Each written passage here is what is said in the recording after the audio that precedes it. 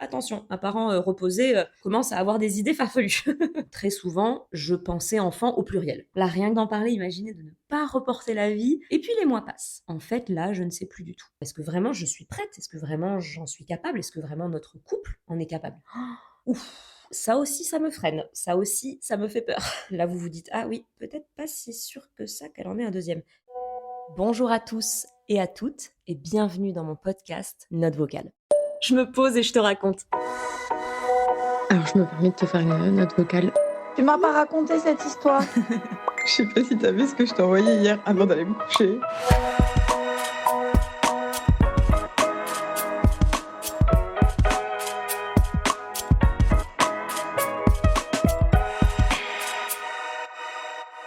Cet épisode, je repousse un petit peu son enregistrement pour vous dire, c'est la toute première fois que je m'envole là sans filet. Je n'écris absolument pas les épisodes, je pense que ça s'entend si vous êtes habitué à écouter Note vocale. Mais voilà, comme les sujets sont un petit peu dans ma tête, j'ai toujours une note sur le téléphone et je mets des petits points, des petites choses que je veux pas oublier, rien que pour un minimum construire ce que vous écoutez, sinon je pars vraiment dans tous les sens. Là, je n'ai rien, je n'ai absolument rien. La seule chose que je sais, c'est que je souhaite vous parler d'un second enfant, ou pas. Bon, déjà, on m'avait prévenu, hein, c'est un petit peu le truc qui dit que quand tu te maries, on te dit et c'est pour quand le bébé? Et puis quand tu accouches, on te dit et c'est pour quand le deuxième? Bon, voilà, il n'y a pas eu la partie mariage, mais c'est vrai que très très très vite, on nous a posé la question d'un deuxième, comme si c'était automatique de faire les enfants minimum par 2. Mais, alors je connais pas les chiffres, peut-être que le chiffre de 2 est un petit peu une moyenne, cependant c'est pas voilà, ni obligatoire ni automatique. Et comme si le deuxième arrivait souvent un petit peu vite, sauf que bon, pas forcément. Ce qui fait que, voilà, on m'a un petit peu imposé cette réflexion. Bon, après,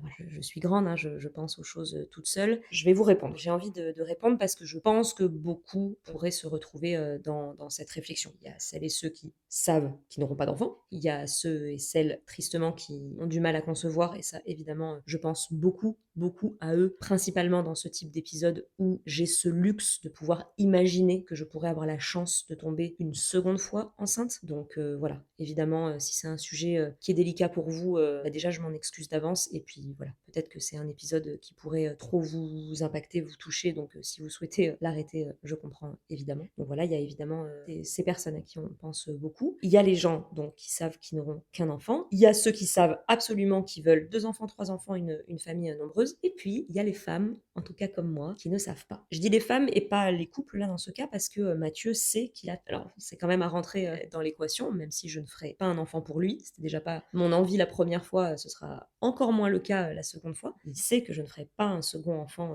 pour lui ni pour Fleur. Alors je sais qu'il y a aussi, j'oublie cette catégorie de personnes, il y a des gens qui font, je le sais parce qu'on me l'a partagé en me disant oui, on fera un deuxième enfant parce que je peux pas imaginer notre premier tout seul. Moi, je vous avoue que j'ai eu le bonheur et la chance d'avoir un petit frère. C'était génial. Vraiment, la relation qu'on a avec un petit frère, on l'a avec personne d'autre. Je dis ça même si je pense que typiquement ma meilleure amie d'enfance, ça s'en rapproche, mais on n'a pas vécu ensemble. On n'a pas autant de souvenirs voilà, familiaux. C'est un lien très particulier. Je me demande même si je ferai pas un jour un épisode de podcast sur avoir un frère ou avoir une sœur, parce que c'est vraiment beau, c'est vraiment un lien particulier. Mais vraiment, je suis peut-être un petit peu bizarre, mais je suis pas obsédée à l'idée que Fleur connaisse ça. Je pense qu'elle peut aussi avoir une très belle vie en tant que fille unique. N'hésitez pas, fille et fils uniques, à m'écrire. On m'a dit souvent, tu sais, moi j'en connais pas mal, en général ils ressentent le manque, etc.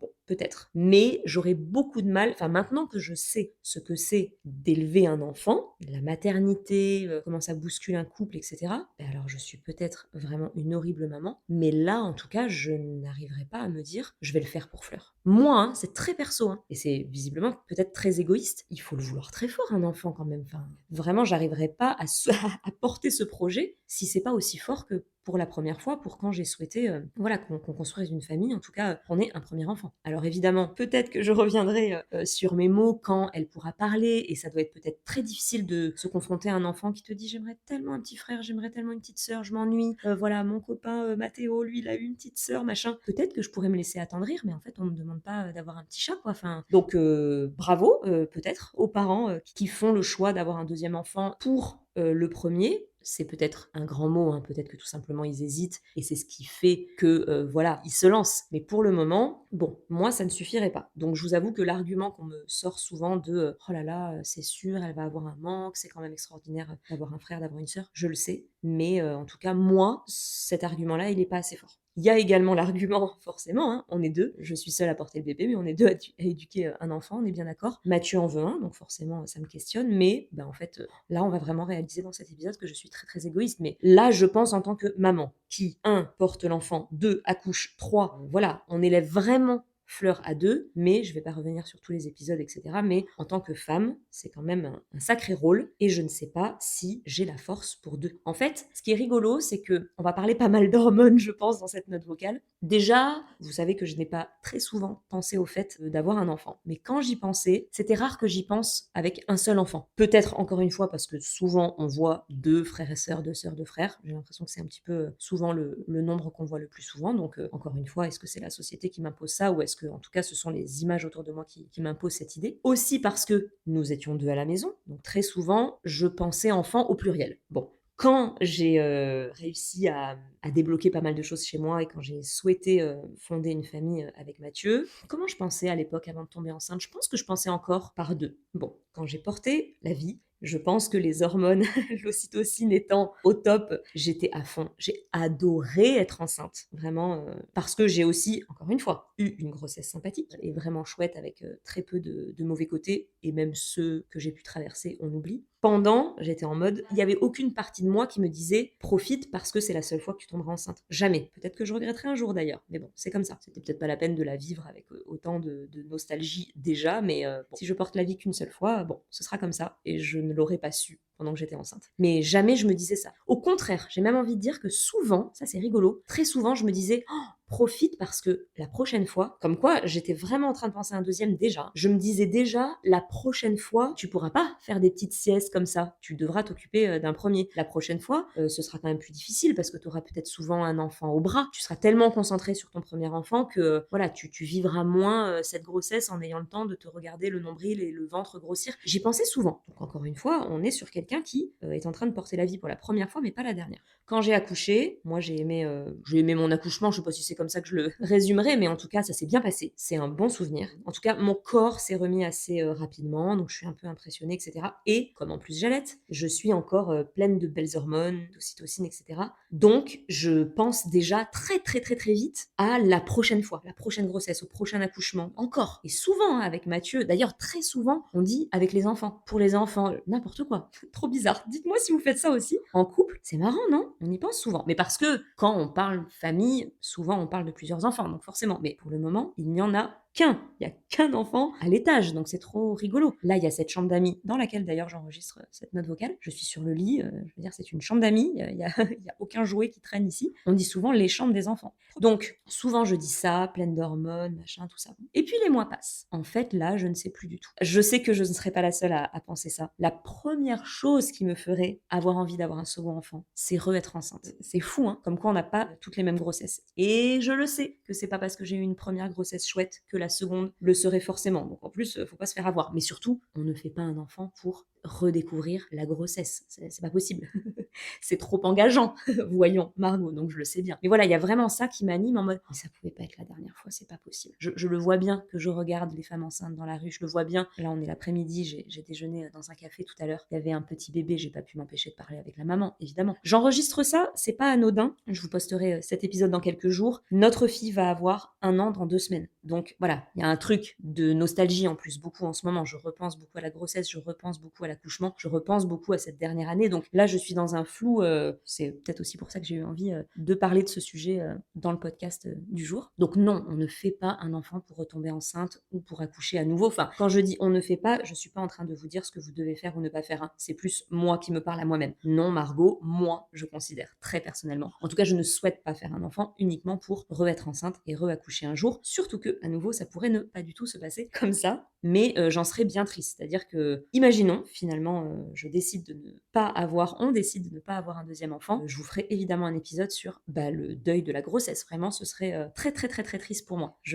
Là, rien que d'en parler, imaginez de ne pas reporter la vie. Cependant, j'en ai parlé avec une amie, Charlotte, qui écoutera peut-être cet épisode, et elle me disait, on parlait de son possible troisième, et elle me disait, tu sais, j'ai réalisé quelque chose, avoir un troisième enfant, j'aurai ensuite à nouveau envie d'être enceinte. En fait, ça s'arrêtera jamais. Quand t'as aimé ça, quand tu aimes être enceinte et peut-être même quand tu aimes accoucher, je pense que ça s'arrête jamais. Donc en fait, elle me disait très sincèrement, avoir un troisième me donnera juste envie de faire un quatrième. Donc en fait, à un moment, faut juste accepter d'arrêter au bon moment. En tout cas, le bon moment que cette famille considère être le bon moment. Et je repense à cette phrase alors qu'elle me l'a dit il y a très longtemps. Mais c'est vrai que je repense à cette phrase en me disant, bon Margot, si c'est ça l'unique raison, voilà, dans 9 mois, tu auras toujours le même problème, c'est que tu seras trop triste que ce soit la dernière fois que tu aies porté un bébé et que tu auras vécu un nouvel accouchement, quoi. Donc voilà, ça c'est un petit peu les pour et les contre. C'est-à-dire que dans les pour, j'ai très très envie d'être enceinte à nouveau, j'ai très envie d'accoucher à nouveau, bizarrement, enfin très envie. Ça, je suis intriguée à l'idée de réaccoucher, mais non, mais quand même, parce que vous voyez, là j'ai vu une copine il y a quelques jours, j'étais comme fascinée qu'elle me raconte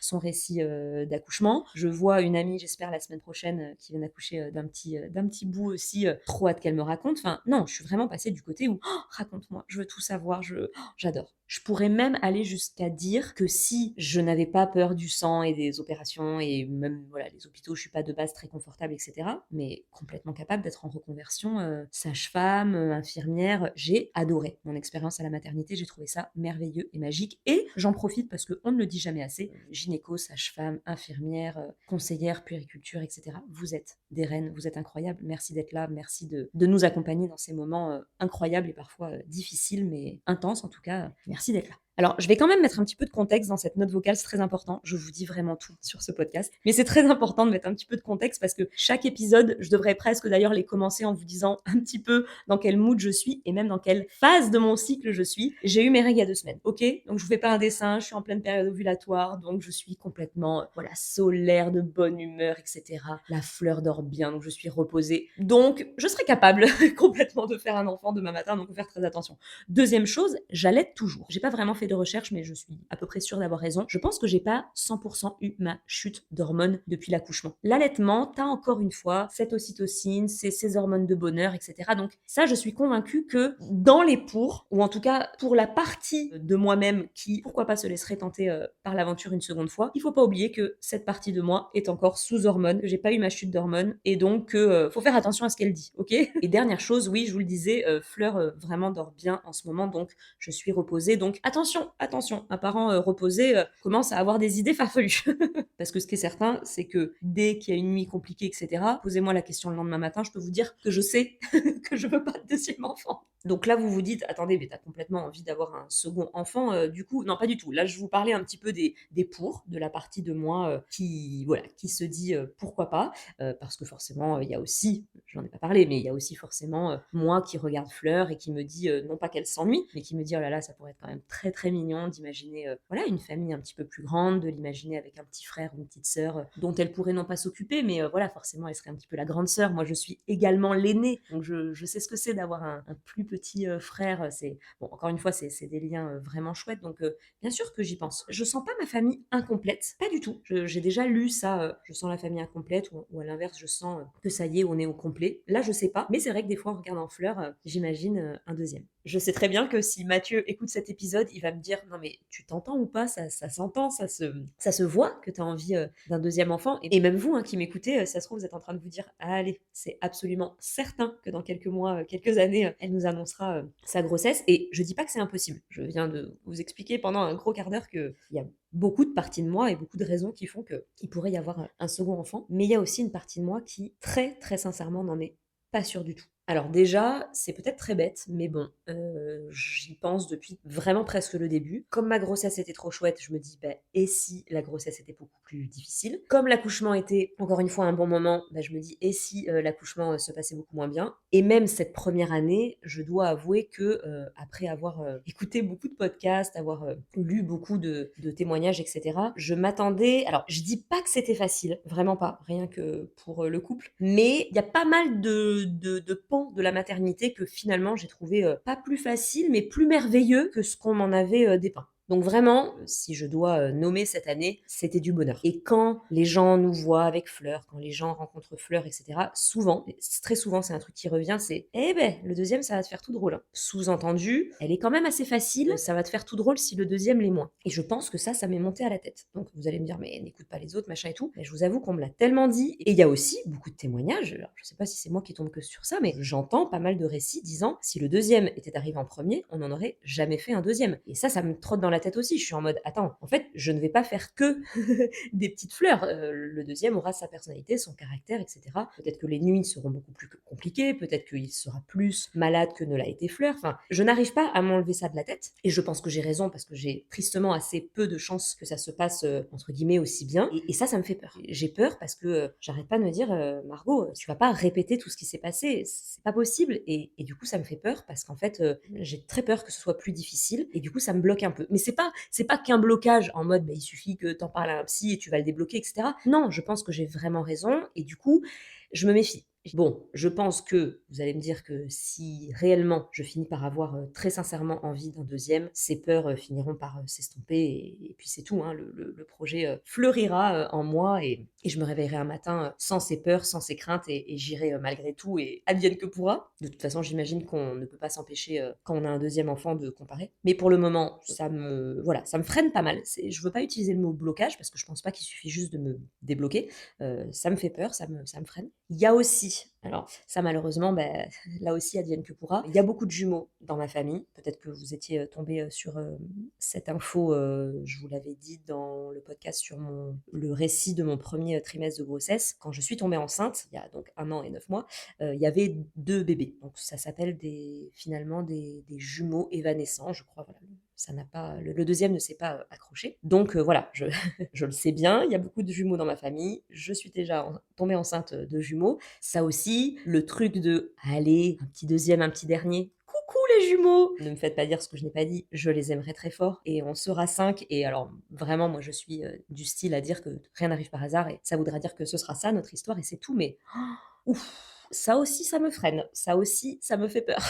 Et vraiment, s'il y a des parents, des mamans de jumeaux, de jumelles qui m'écoutent, vous aussi, vous êtes des reines. Bravo, bravo, bravo. Donc il y a ça qui pèse dans la balance. Et puis le couple, la famille. Alors, il n'y a pas que ça d'ailleurs, il y a une dernière chose. Le couple, là, je vous ai donc parlé les 2 dernières fois de Baby Clash et des solutions aussi pour sortir du Baby Clash, qui fonctionnent hyper bien pour nous. Donc voilà, si vous n'avez pas écouté le dernier épisode, n'hésitez pas parce que grâce à vous, on a découvert plein de choses, plein d'idées, plein de petites choses à mettre en place dans le quotidien qui nous aident et on va bien, on va vraiment bien en ce moment. Donc ça fait du bien, même si, ça aussi je l'ai bien retenu, il y a le Baby Clash dès 1 an, mais il y aura d'autres soucis. On m'a même parlé du Baby Clash, enfin de l'ado clash. Donc je sais que voilà, ça ne sera jamais terminé.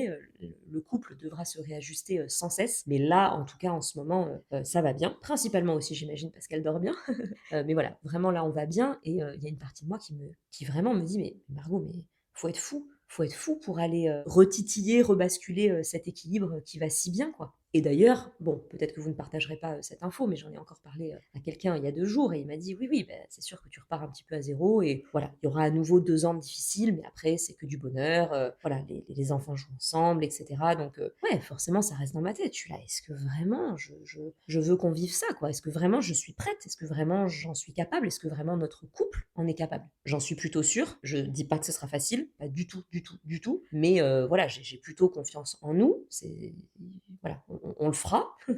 Mais waouh, ça m'angoisse d'avance, quoi, parce que c'était pas facile cette année qui vient de passer. Et est-ce que j'ai envie de la revivre? Je sais pas. Et d'ailleurs, je commence à comprendre les gens qui enchaînent un peu parce que je me dis peut-être que ces gens-là se disent allez, c'est pas foutu pour foutu, mais puisqu'on est dedans, on reste dedans et voilà, on fait tout d'un coup, quoi. Et oui, c'est peut-être le truc le plus logique, je sais pas. Ou alors au contraire, vraiment laisser passer 4-5 ans pour être hyper solide sur ses appuis. Et là, je sais pas, tu te replonges dedans. J'allais dire un truc de fou. Mais je vous le dis parce que je l'ai pensé, j'ai presque hâte de me dire dans quel mood je vais être pour oser me dire let's go, quoi. Tout simplement, j'imagine qu'on se réveille un jour, un matin, une semaine, un mois et on se dit en fait mon cœur a la place pour accueillir un autre enfant et qu'on se lance, quoi. Et d'un côté, je nous le souhaite, ça doit être magnifique de penser ça. Mais là, pour le moment, je suis plus dans non, non, allez, Margot, protège-toi, tout va bien, Fleur est en bonne santé, votre couple va vraiment bien, vous avez ce bel équilibre et tout, viens pas fragiliser tout ça, allez». Après il y a un Mathieu qui pense pas du tout pareil en face, mais en ce moment je pense ça, quoi. Et puis il y a moi, parce que, c'est bien beau de penser à 2, mais bon, il y a aussi une partie qu'on vit un petit peu toute seule, hein, quand même dans la grossesse, l'accouchement, la maternité, en tout cas pour ma part. Et ici, là, il y a que moi qui parle et pas le couple, parce qu'encore une fois, enfin, même là, hein, juste avant, je parlais toute seule, hein, parce que Mathieu, mais lui, il est, mais alors c'est rigolo comme désolée, hein, d'en reparler, mais c'est peut-être parce que aussi, pour certains hommes qui ont moins de charge mentale, bah, forcément, ils sont capables beaucoup plus facilement de penser à un autre enfant. Donc, disons que ce dont je viens de vous parler au sein du couple, c'est moi qui le pense, hein. Lui, il est complètement prêt. Mais même sans parler du couple, il y a moi. Donc l'idée de retomber enceinte, trop partante, même si forcément, voilà, on repense au corps qui a beaucoup changé, comment le corps se remettra, etc. J'y repense. J'espère que dans ce cas-là, l'accouchement se passera bien, j'aurai quelques années de plus. Enfin, pour remettre dans le contexte, c'est nul de parler d'âge, parce qu'on a l'impression que maintenant on fait des enfants à n'importe quel âge, mais quand même, j'ai 37 ans et demi. Voilà, si je refais un enfant, j'en sais rien, 38, 39, 40, je serai donc forcément un peu plus âgée, un peu plus mature. J'aurai un autre enfant, ça doit pas être la même. On peut pas l'enlever, rien que pour le postpartum, rien que pour se reposer pendant la grossesse, etc. J'y pense, quoi. Et puis ben ouais, encore une fois, le postpartum, t'as un enfant. Vraiment, c'est le rôle le plus extraordinaire de ma vie. Devenir maman, je trouve ça fabuleux. Mais j'ai appris beaucoup la patience et le lâcher prise, déjà pendant la grossesse. Cependant, je ne suis pas la personne la plus patiente du monde. J'ai beaucoup changé, mais quand je vois Mathieu, qui est très patient, que ce soit quand elle pleure, que ce soit quand elle est ronchon, que ce soit quand on doit passer toute une journée à la maison alors qu'il pleut, donc on est enfermé, etc., il est beaucoup plus patient que moi. Je peux pas le nier. J'aime ma fille d'amour et je m'en veux parfois d'être un petit peu impatiente. Ça, peut-être que j'en ferai un podcast, mais c'est encore un peu difficile pour moi de le dire. Il y a une partie de moi. Demain, on est vendredi, vous le savez, c'est mon jour avec Fleur, etc. Moi, je cherche des choses à faire. J'ai proposé à ma tante de passer le matin. Je sais que l'après-midi, on va aller faire une balade en vélo avec une copine. J'ai besoin de faire des choses. J'ai besoin de faire des choses parce que rester enfermée avec ma fille à jouer, etc. Je dis pas que j'aime pas ça, mais j'ai du mal à le faire très longtemps. Je manque de patience et je le sais. Autant être sincère avec moi-même et j'en suis désolée, Fleur, mais c'est vrai que parfois, voilà, moi, je suis assez hyperactive. J'ai du mal à faire une action de manière trop répétitive, etc. Je tiens pas très en place et ouais, des fois c'est dur. Et quand je me dis passer des journées avec 2 enfants, je vais oser le dire, bah c'est difficile pour moi de l'imaginer. Et en plus, même quand on est 2, bah, ça veut dire un peu avoir chacun un enfant, voilà, dont on s'occupe. Et là, je me dis, je l'avais lu, avoir un deuxième enfant, c'est en fait, on nous vole les derniers moments qu'on avait rien qu'à soi. Alors, pour les remplacer par encore plus de bonheur et des moments en famille, etc. Et je suis sûre que je pourrais adorer, mais voilà, déjà qu'on manque de moments pour soi, déjà qu'on manque de moments pour le couple, rajouter un deuxième enfant, mais ça me paraît complètement fou. Vraiment, ça me paraît fou. Là, vous vous dites, ah oui, peut-être pas si sûr que ça qu'elle en ait un deuxième. Non, parce que encore une fois, je pense que je suis quelqu'un, peut-être contrairement à Mathieu, de très réaliste. J'observe autour de moi, j'essaye de m'imaginer à quoi pourrait ressembler notre quotidien, etc. Et il y a une partie de moi, ben, ça me fait pas rêver, quoi. Ça me fait pas rêver parce que je me dis, punaise, c'est quand même un chiffre un peu sympa parce que on peut faire des trucs à 3, on peut faire des choses seul pendant que l'autre s'occupe de son enfant, on peut facilement, parce qu'encore une fois, on a la chance d'avoir de la famille, mais la faire garder parce qu'elle est seule. Et voilà, c'est quand même plus facile que de laisser 2 enfants à mamie, hein. On peut la laisser pour qu'elle soit gardée et faire des trucs tous les 2. Enfin, je sens que c'est cool, quoi.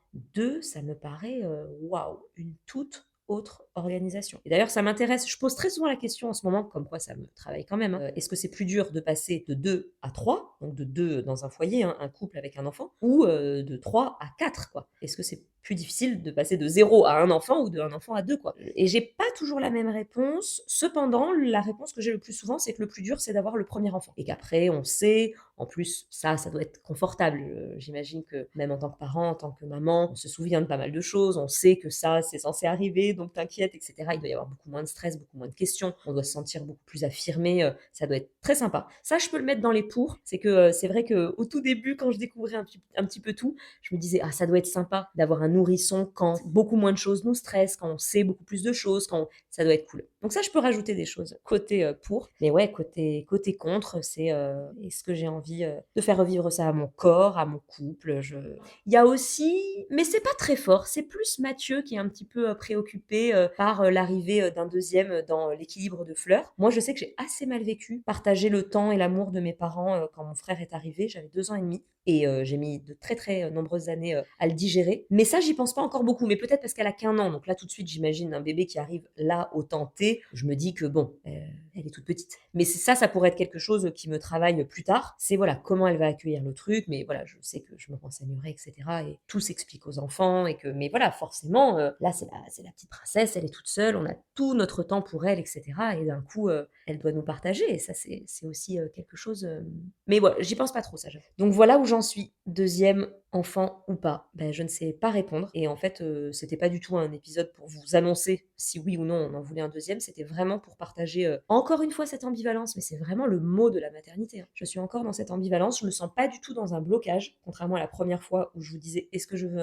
un enfant, ou pas?» Là, je suis juste dans un questionnement et voilà, je n'ai pas encore la réponse et je me suis dit que ça pouvait être intéressant de vous partager, tout ça parce que je ne dois pas être la seule à être, dans ces questions. Donc voilà, en tout cas, ouais, ça m'a fait du bien de vous en parler. OK, c'est plus une note vocale là, c'est un podcast.